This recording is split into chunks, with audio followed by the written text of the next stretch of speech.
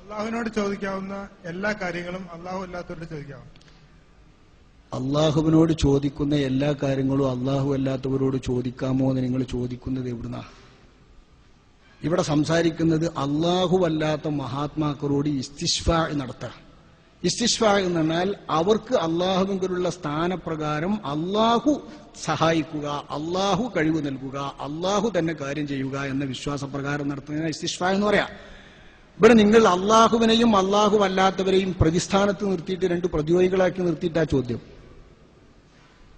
നിങ്ങൾക്ക് മനസ്സിലാണ്ടോ? ഉസ്താദിന്റെ പ്രസംഗത്തിൽ പറഞ്ഞു അള്ളാഹുവിനോട് ചോദിക്കാവുന്ന പോലുള്ള എല്ലാ കാര്യങ്ങളും അള്ളാഹു അല്ലാത്തവരോട് ചോദിക്കാം. ഇസ്തിശ്ഫാ എന്നാണ് അതിന് പറയാം. ഉദാഹരണമായിട്ട് ഒരു ഹദീസ് ഉദ്ധരിച്ചു, ഹദീസ് പൂർണ്ണമായിട്ട് ഉദ്ധരിക്കാവുന്നതാണ് ചോദിക്കുന്നത്. ഹദീസ് ഉദ്ധരിച്ചു. ഏതാ ഹദീസ് എന്ന് പറയാം? ഒന്ന് സ്വർഗത്തിൽ കൂട്ട് നബിയെ തങ്ങൾ തരണം എന്ന് ചോദിച്ചത്.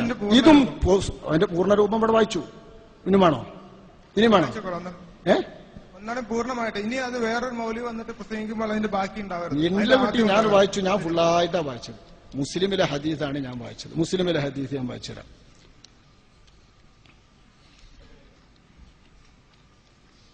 الربيعة بن كعب أنه قال كنت أبيت مع رسول الله صلى الله عليه وسلم فآتيه بوضوئه وحاجته فقال لي سل فقلت أسألك مرافقتك في الجنة قال أو غير ذلك قالت هو ذاك قال فأعني على نفسك بكثرة السجود. സ്വഹീഹ് മുസ്ലിം 1193. ഇത് പൂർണ്ണമായിട്ട് ഞാൻ വായിച്ച് ഇതിന്റെ പിന്നിൽ ഒന്നുമില്ല. പൂർണ്ണമാണ് ഈ ഹദീസ് പൂർണ്ണ. ഇത് ഹദീസാണ് ഞാൻ വായിച്ചത്. ഹദീസിന്റെ അർത്ഥം ഞാൻ പറഞ്ഞുതരാം. കുന്തു അബീത്തു മാ റസൂലില്ലാഹി, ഞാൻ അള്ളാഹുവിന്റെ റസൂലിനോട് കൂടെ രാപ്പാർക്കുകയായിരുന്നു. ഫആതീഹി ബിവുദൂഇഹി, ഞാൻ നബിക്ക് ഒതുണ്ടാക്കാനുള്ള വെള്ളം കൊണ്ടു കൊടുക്കും. വഹാജത്തിഹി, നബിക്ക് ആവശ്യമുള്ള മറ്റു ഉപകരണങ്ങളും കൊടുക്കും. ഫഖാലലി, അന്നൊരിക്കൽ കൊടുത്തപ്പോൾ നബി എന്നോട് പറഞ്ഞു സെൽ, ചോദിക്കൂ എന്ന് പറഞ്ഞു. ഫഖുൽതു, ഞാൻ ചോദിച്ചു അസ്അലുക, തങ്ങളോട് ഞാൻ ചോദിക്കുന്നു, മുറാഫഖത്തക, തങ്ങൾ കൂട്ടുതരണമെന്ന്, ഫിൽ ജന്നത്തി, സ്വർഗത്തിൽ തങ്ങളുടെ കൂട്ടുതരണമെന്ന്. ഖാല അവ ഗൈറ ദാലിക്, അതല്ലാത്ത വല്ലതും ചോദിക്കാണ്ടോ എന്ന് നബി ചോദിച്ചു. ഖുൽതു ഹുവ ദാക്, അതെന്നെ എനിക്ക് കിട്ടേണ്ടതെന്ന് ഞാൻ പറഞ്ഞു. ഖാല ഫഅഇന്നി അലാ നഫ്സിക ബികസറത്തി സുജൂദ്, ആവട്ടെ നീ അതിന് നിന്റെ ശരീരത്തിന്റെ മേൽ സുജൂദ് വർദ്ധിപ്പിച്ചുകൊണ്ട് എന്നോട് സഹകരിക്കണം എന്ന് നബി മറുപടി പറഞ്ഞു. സ്വഹീഹ് മുസ്ലിം. ഇത് ഉസ്താദ് തെളിവ് പറഞ്ഞത് അള്ളാഹുവിനോട് സ്വർഗം ചോദിക്കുന്നത് പോലെ അള്ളാഹു അല്ലാത്ത നബിനോട് ചോദിച്ചാലും കുറ്റമില്ല എന്നാണ് ഉസ്താദ് പറഞ്ഞത്. ഞാൻ മനസ്സിലാക്കി. നിങ്ങൾ തലക്കന്ന് 2.5 മണിക്കൂർ ഞാൻ പ്രസംഗിച്ചത്, നിങ്ങൾ പ്രസംഗിച്ചത് നല്ലപോലെ മനസ്സിലാക്കണം. ഈ ചോദിക്കുന്നതൊക്കെ ഇസ്തിശ്ഫാ എന്ന് അതിന് പറയാം. അതായത് ഷഫാഅത്ത് നബിയുടേത് അള്ളാഹുവിങ്കലുള്ള പദവി പരിഗണിച്ച് അള്ളാഹു നൽകുന്ന കാര്യം കിട്ടാനാണ് ഈ ചോദിക്കുന്നത്. അള്ളാഹുവിനെ പോലെ ഒരു ദൈവമാക്കി സ്ഥാപിച്ചിട്ടാണ് ചോദിക്കുന്നതെങ്കിൽ അന്ന് തന്നെ മുശ്രിക്കാവും. അത് ചോദിക്കണ്ട. അള്ളാഹുവിനോട് കൂടെ അതേമാതിരി പ്രതിയോഗി സ്ഥാനത്ത് നിർത്തുന്ന ഒരു ദൈവം എന്ന് വിശ്വസിച്ചാൽ അത് തന്നെ ശിർക്കാ. ചോദിക്കണ്ട. ചോദ്യവുമായി ബന്ധമല്ല ശിർക്കിന്. അള്ളാഹുവിനെ പോലെ കരുതാതെ ശിർക്കല്ല. ചോദ്യമല്ല പറഞ്ഞത്. ഷഫാഅത്തിനെ തേടുക എന്ന് പറഞ്ഞിടത്തെ കർത്താവ് അള്ളയാണ്, പ്രവൃത്തി തരുന്ന ആള് അള്ളയാണ്. ഇവിടെ നബിനോട് സ്വർഗത്തിലെ കൂട്ട് ചോദിച്ചിട്ടുണ്ടെങ്കിലും ഈ കൂട്ട് നൽകുന്നയാള് അള്ളാഹുവാണ്.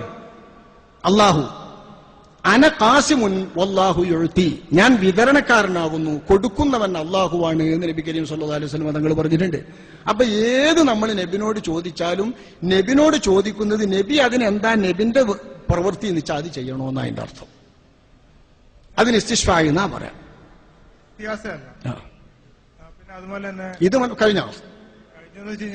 പറഞ്ഞു വിവരണം എനിക്ക് മനസ്സിലായിട്ടില്ല. എന്താ പിന്നെ മനസ്സിലാക്കണം. എന്നാലും മനസ്സിലാക്കണം. ഞാൻ ഇവിടുന്ന് മാറിയിട്ട് വേണ്ട, നിങ്ങൾ ഇത് കേട്ടിട്ട് തന്നെ മനസ്സിലാക്കിയത് വെച്ചിട്ട് മനസ്സിലാക്കും. മൈക്ക് നിങ്ങൾക്ക് എന്റെ പ്രസംഗം നല്ലോണം കേൾക്കണില്ലേ? സംസാരം കേൾക്കുന്നുണ്ട്. നിൽക്കുന്ന സമയത്ത് പറയുന്നതാണ് മനസ്സിലാക്കാൻ. ഞാൻ ഒന്നാ മനസ്സിലായിട്ട് പോയാൽ മതി. ഞാൻ പറഞ്ഞുതരാം. വല്ല ഇത് കേൾക്കി, ഇത് മനസ്സിലാക്കിയിട്ട് പോണം.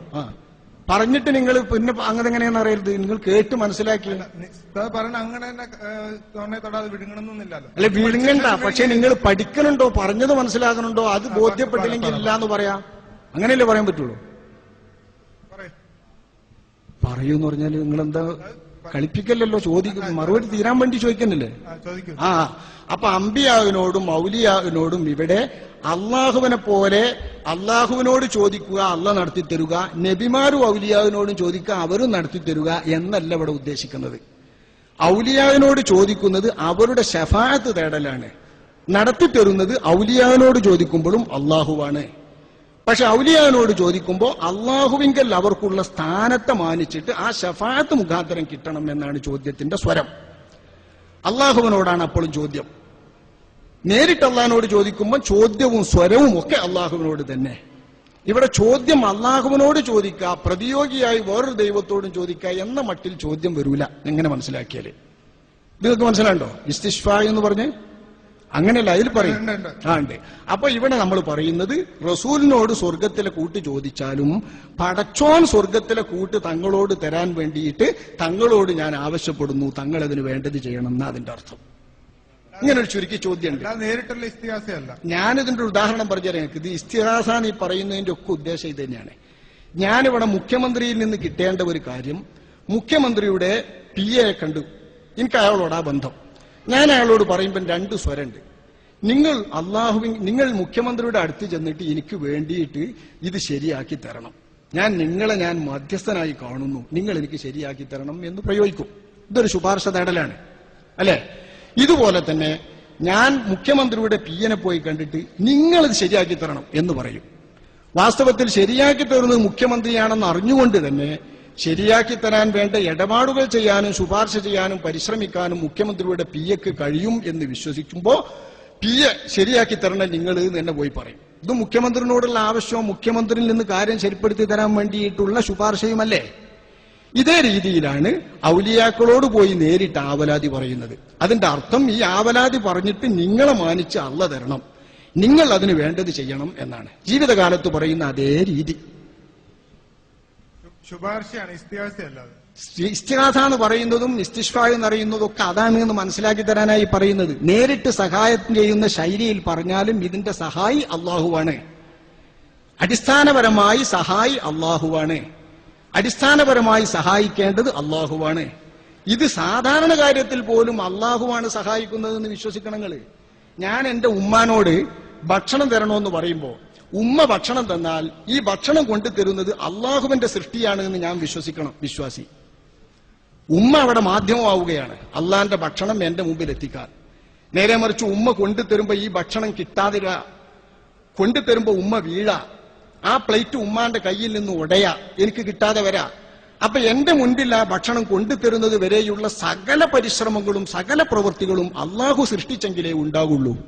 അള്ളാഹു സൃഷ്ടിച്ചിട്ടുണ്ടാകുന്ന സാധാരണ കാര്യങ്ങൾ നമ്മുടെ മാതാവിനോടും ഉമ്മാരോടും സുഹൃത്തിനോടും മേലുദ്യോഗസ്ഥനോടും ആളുകളോടും നമ്മൾ ചോദിക്കുന്നില്ലേ? ഇതേ രീതിയിലാണ് അസാധാരണമായിട്ടോ മറിഞ്ഞിട്ടോ കിട്ടുന്ന കാര്യങ്ങളൊക്കെ നമ്മൾ മറഞ്ഞു നിൽക്കുന്ന ഔലിയാക്കളോട് പറയുന്നതും അവരുടെ സവിധത്തിൽ പോയി പറയുന്നതും. അതൊക്കെ നേരിട്ട് സഹായിക്കുന്നതും പ്രവർത്തിച്ച് സൃഷ്ടിച്ചു തരുന്നതും അള്ളാഹുവാണ്. ഒരു കാര്യം ചോദിച്ചോട്ടെ, ഒന്നും അറിയില്ലാത്ത മുഖ്യമന്ത്രിയോട് ഉപയോഗിച്ചാണ്ടാണ് അള്ളാഹിന്റെ. അതില്ല ഞങ്ങൾക്ക് മനസ്സിലാക്കി തരാൻ ശുപാർശയുടെ രണ്ട് രീതി മനസ്സിലാക്കാൻ വേണ്ടിയിട്ട് പറഞ്ഞെന്നാണ്. ഒന്ന് പറയുമ്പോൾ ആള് ഒരു നൈര്യാണ് എന്ന് പറയുമ്പോൾ ഓന് വാലുണ്ടോ എന്ന് ചോദിക്കരുത്. അതൊരു കാര്യം പറഞ്ഞ് മനസ്സിലാക്കി തരാൻ ഉദാഹരണമാണ്. ഒരാൾ നരിയാണോ ആളൊരു പുലിക്കുട്ടി തന്നെ എന്ന് പറയില്ല നമ്മള്. പുലിക്കുട്ടിക്ക് വാലുണ്ട്, ഇയാൾക്ക് എന്തേ വാലുണ്ടോ? പുലിക്കുട്ടിക്ക് 4 കാലുണ്ട്, ഇയാൾക്ക് എന്തേ 4 കാലുണ്ടോ എന്ന് അവിടെ ചോദിക്കാം. ആശയം മനസ്സിലാക്കുക. പുലിക്കുട്ടിക്ക് ധൈര്യമുണ്ട്, അതുപോലെ ഇയാൾക്ക് ധൈര്യമുണ്ട്.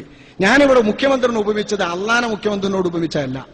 മുഖ്യമന്ത്രി ചെയ്തു തരേണ്ട കാര്യം PAനോട് ശുപാർശ ചെയ്യുമ്പോ കാര്യം തന്നെ നടത്തി തരേണ്ട ആള് PA എന്നുള്ള സ്വരത്തിൽ ശുപാർശ ചെയ്യാറുണ്ട്. മനസ്സിലായോ നമുക്ക്? അത് മനസ്സിലായോ? അതേ രീതിയാണ് ഔലിയാക്കളോട് പോയി ആവലാതി പറയുമ്പോൾ ഉള്ളത്. സ്വരം അവർ ചെയ്തു തരണമെന്നേ ഉള്ളൂ. ചെയ്തു തരുന്നത് അള്ളാഹുവാണ് എന്ന് വിശ്വസിക്കണം. ഉദാഹരണം പറയുമ്പോൾ ചെറിയ സാമ്യമുള്ള ഉദാഹരണം പറഞ്ഞല്ലോ. അള്ളാഹ്ക്ക് ഔലിയാക്കൾ പറയാതെ തന്നെ അള്ളാഹ്ക്ക് അറിയാം എന്റെ മനസ്സിലുള്ളത്. അപ്പൊ മറ്റേ ഒരു ഉദാഹരണം പറയുമ്പോൾ മുഖ്യമന്ത്രിയും മറ്റുള്ള PA ഉള്ള രീതിയിലുള്ള ഉദാഹരണം ശരിയാണോ എന്ന് ചോദിച്ചു. അള്ളാഹ്ക്ക് ഉദാഹരണമല്ല കുട്ടി മുഖ്യമന്ത്രിനെ നടത്തിയത്. മുഖ്യമന്ത്രിന്റെ PAനോട് മുഖ്യമന്ത്രിനോട് ശുപാർശ ചെയ്യുന്ന കാര്യം PA തന്നെ ചെയ്തു തരണം എന്ന സ്വരത്തിൽ ശുപാർശ ചെയ്യലുണ്ട്. ആ ഭാഗം മനസ്സിലാക്കി തരുന്നത്. ആ ഉദാഹരണത്തിന്റെ ഭാഗം ഇതിലായോ? അത് തിരിഞ്ഞോ?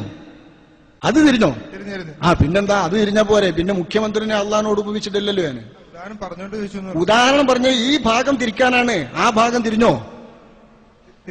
മതി. പിന്നെ അതിന്റെ അപ്പുറം പറഞ്ഞു. ഒരു ചോദ്യം, ഇത് കഴിഞ്ഞോ? ഇത് കഴിഞ്ഞു. ശരി, പഠിച്ചിട്ട് പിന്നെ ചോദിക്കാം. അത് പിന്നെ ഒരു അവസരം ഉണ്ടാവുമ്പോ ചോദിക്കാം. അങ്ങനെ വിളിച്ചിട്ട് പറയല്ലേ. ഇവിടെ നിങ്ങൾ നേർക്ക് നേരെ കേട്ടോ, സുതാര്യമായിട്ട് ഇടപാട്.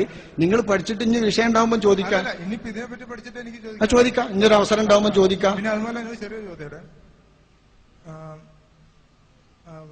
എനിക്ക് ഹിദായത്തിനെ തരണേ എന്നുള്ളത് അപേക്ഷയാണോ പ്രാർത്ഥനയാണോ? ആരോട്? വലിയ ആൾക്കാരോട് പറഞ്ഞില്ല അതിന്റെ പേരാ അപേക്ഷ എന്ന് പറയുന്നത്. അതിനാണ് അപേക്ഷ. നിങ്ങൾ വാക്ക് കേട്ടില്ലപ്പോ? അപേക്ഷ അപേക്ഷ എന്ന് പറയുന്നത് താഴ്ന്ന ഒരാൾ ഉയർന്ന ആളോട് എന്ത് കാര്യം ആവശ്യപ്പെടുന്നതിനും മലയാളത്തെ അപേക്ഷ എന്നാ പറയാ. അപേക്ഷയും ഞാൻ പഠിപ്പിക്കണോ? അതിവിടെ ഞാൻ ഭാഷാഗ്രന്ഥങ്ങൾ ഉപയോഗിച്ചിട്ട് പറഞ്ഞല്ലേ. പ്രാർത്ഥന എന്ന് പറയുന്നത് ഈശ്വരനോട് അപേക്ഷിക്കുന്നതിന് മാത്രമുള്ള വേദശബ്ദമാണ്. അപേക്ഷയുടെ അർത്ഥത്തിലും പ്രാർത്ഥന എന്ന് ഉപയോഗിക്കും. അങ്ങനെയെങ്കിൽ നമ്മൾ ഉമ്മാനോട് ചോദിച്ചാൽ പ്രാർത്ഥന എന്നാ പറയാ, ബാപ്പാനോട് ചോദിച്ചാലും പ്രാർത്ഥന എന്നാ പറയാ, ഗുരുവിനോട് ചോദിച്ചാലും പ്രാർത്ഥന എന്നാ ഭാഷാപരമായി പറയാം. വേദശബ്ദപ്രകാരമുള്ള പ്രാർത്ഥനയാണെങ്കിൽ ഈശ്വരനോട്, ദൈവത്തോട്, അള്ളാനോട് ചോദിക്കുന്നതിന് മാത്രമേ പ്രാർത്ഥന എന്ന് പറയുള്ളൂ. അപേക്ഷ എന്ന് മുതിർന്നവരോട് ചോദിക്കുന്നതിനൊക്കെ പറയും. ഹിദായത്ത് ഉമ്മാനോടും ആരും ചോദിക്കാം. ഷഫായത്ത് എന്നുള്ള നിലക്ക് ചോദിക്കാം. ഇസ്തിഷ്ഫാ എന്നുള്ള നിലക്ക് ഉമ്മാ എനിക്ക് ഹിദായത്ത് കിട്ടണം എന്ന് പറയാം. അപ്പൊ ആർക്കും പഠിച്ചോനെ എന്റെ മോനെ ഹിദായത്ത് കൊടുക്കണേ, അങ്ങനെ ചെയ്യാം. ഇതിന് ഇസ്തിഷ്ഫായി എന്നാ പറയാം. ചെയ്യാൻ പാടില്ല. ഇസ്തിഹാസനെ ഇസ്തിഷ്ഫായി. ഇസ്തിഹാസ എന്നുണ്ടെങ്കിൽ അറബ് പറഞ്ഞിട്ട് കാര്യമല്ല. ഇസ്തിഹാസ എന്ന് പറയുന്നതിന്റെ മറുവശം ജനങ്ങളെ തെറ്റിദ്ധരിപ്പിച്ചിട്ട് അതൊരു പ്രാർത്ഥനയാക്കിയിട്ട് ജനങ്ങളിടയിൽ വല്ലാതെ തെറ്റിദ്ധരിപ്പിച്ചിട്ടുണ്ട്. അപ്പൊ അതിന്റെ ശരിയായ ഉദ്ദേശം എന്താണ് എന്ന് മനസ്സിലാക്കി തരാനാണ് സുഹൃത്തെ ഞാനിവിടെ ഇത്രയും സമയം ഈ ഒരു വിഷയം പ്രസംഗിച്ചത്. അല്ലെങ്കിൽ 15 മിനിറ്റ് മതി ഈ വിഷയം അവതരിപ്പിക്കാൻ. ഈ വിഷയം 2-2.5 മണിക്കൂർ ഞാൻ സംസാരിക്കുന്നത് തന്നെ ജനങ്ങളിടയിൽ 75 കൊല്ലക്കാലത്തെ വഹാബിസത്തിന്റെ പ്രവർത്തനം കൊണ്ട് ഇതൊരു പ്രാർത്ഥനയാണ്, ഇസ്തിഹാസ എന്ന് പറഞ്ഞൊരു സാങ്കേതിക വാക്കായിട്ട് ഏത് പൊട്ടനും ചോദിക്കും. അറബി ഇല്ലാത്തവനും ചോദിക്കുക ഇസ്തിഹാസ എന്താ, ഇസ്തിഹാസന്റെ അർത്ഥം എന്താണ്, ആ വാക്കിന്റെ അർത്ഥം എന്ന് മനസ്സിലാകാത്തവന് ഇസ്തിഹാസ എന്ന് പറയും. ഇത്തരം ഒരു തെറ്റിദ്ധാരണ അപകടകരമായി വന്നതുകൊണ്ടാണ് സുഹൃത്തെ ഇസ്തിഹാസ എന്ന് പറയുന്നത് മഹാത്മാക്കളുടെ ശുപാർശ തേടിയിട്ട് അവരിൽ നിന്ന് കാര്യം കിട്ടേണ്ടതുപോലെ അള്ളാഹു അവരെ മാനിച്ചിട്ട് കാര്യം തരണമെന്ന് നടത്തുന്ന ഒരു ഇസ്തിഷ്ഫാ ആണ്. അതിലെ ഒരു ഭാഗമായിട്ട് ഉപയോഗിക്കുന്ന വാക്യമാണ് ഇസ്തിഹാസ എന്ന് പഠിപ്പിച്ചു തന്നത്. ഇത് കഴിഞ്ഞ ഇത് മനസ്സിലായോ?